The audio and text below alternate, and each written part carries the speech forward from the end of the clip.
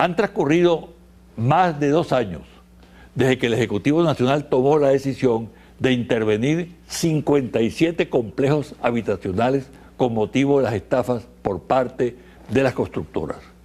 Hasta la fecha no hay un solo complejo entregado en su totalidad a sus respectivos propietarios. Nadie, caso de haber terminado algunos, se hace responsable de los respectivos documentos de propiedad. Son muchos los casos que hay, bien sustanciados, a los que me referiré próximamente.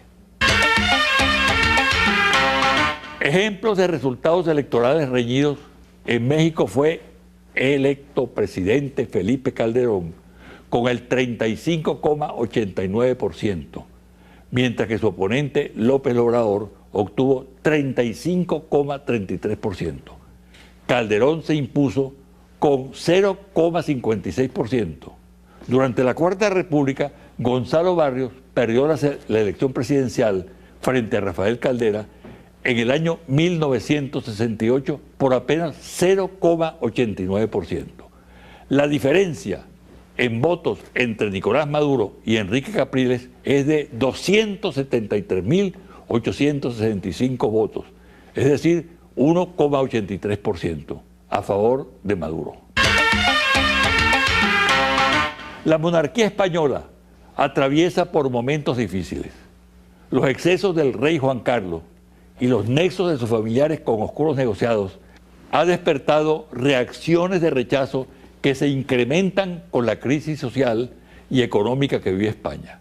Las encuestas indican el desplome de la popularidad del monarca.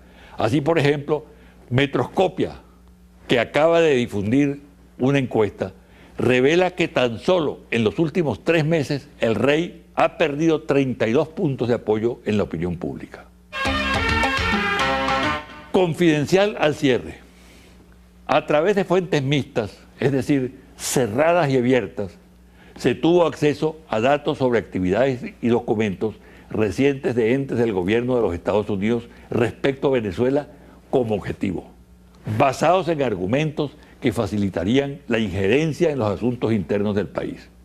Se señalan los siguientes aspectos que pudieran incidir en la geopolítica, soberanía e independencia nacional. A. Informe de la Comunidad de Inteligencia de los Estados Unidos.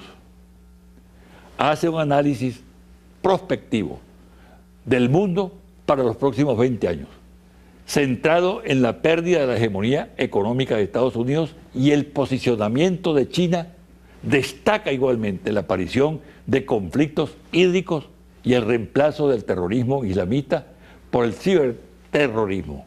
También se señala que la integración de América Latina y el Caribe es el comienzo de una alianza con similares características a la de la Unión Europea para el año 2030, lo cual es percibido como amenaza potencial por su cercanía geográfica y recursos energéticos. B. El Centro de Estudios de Seguridad y Contrainteligencia norteamericano, C-Center, analiza el caso Venezuela y ofrece un curso introductorio denominado 158 Venezuela, referente al exceso de amenazas a la seguridad nacional de Estados Unidos. En él se hace mención expresa al caso venezolano y contiene los siguientes aspectos. Venezuela, liderada por el presidente Chávez, estando este en vida, es considerada como una amenaza a la seguridad nacional de Estados Unidos. Caracterización de la Revolución Bolivariana. El análisis de la Venezuela de hoy, imprescindible para entender la reacción que tuvo el presidente Chávez en vida respecto a Estados Unidos y Colombia. Relacionamiento de Venezuela con Cuba, Bolivia, Irán, China y Rusia, países considerados amenazas para América.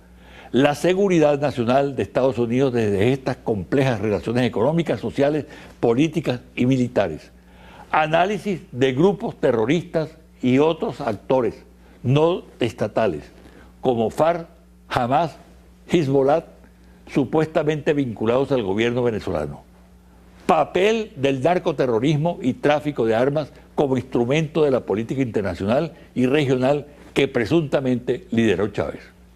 Ante tan temerarias y falsas consideraciones sobre Venezuela y la política del gobierno bolivariano, es pertinente alertar al país Generalmente las agresiones imperiales comienzan con la elaboración de informes de organismos de inteligencia y seguridad que no resisten el menor análisis, pero echan las bases para actuaciones futuras. Ejemplos: Irak, Libia, Siria, Afganistán. En el caso venezolano, una posible conexión entre la oposición irresponsable del país y, por ejemplo, el C-Center, pudieran en su momento generar falsos positivos con el propósito de darle validez internacional a la tesis de que Venezuela es un Estado forajido y o narcoestado. Lo confirma la calificación de Venezuela como extrema amenaza por el referido Centro de Inteligencia. En tales circunstancias se impone activar el Sistema Nacional de Inteligencia y Contrainteligencia, previsto en la Ley Orgánica de Seguridad de la Nación, a objeto de diseñar las estrategias pertinentes que permitan hacer frente y neutralizar las amenazas contra el país.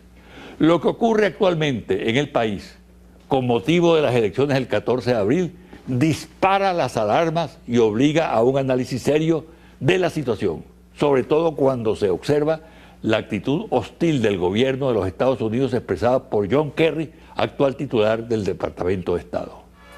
Hasta aquí el programa de hoy. Me despido hasta el próximo domingo.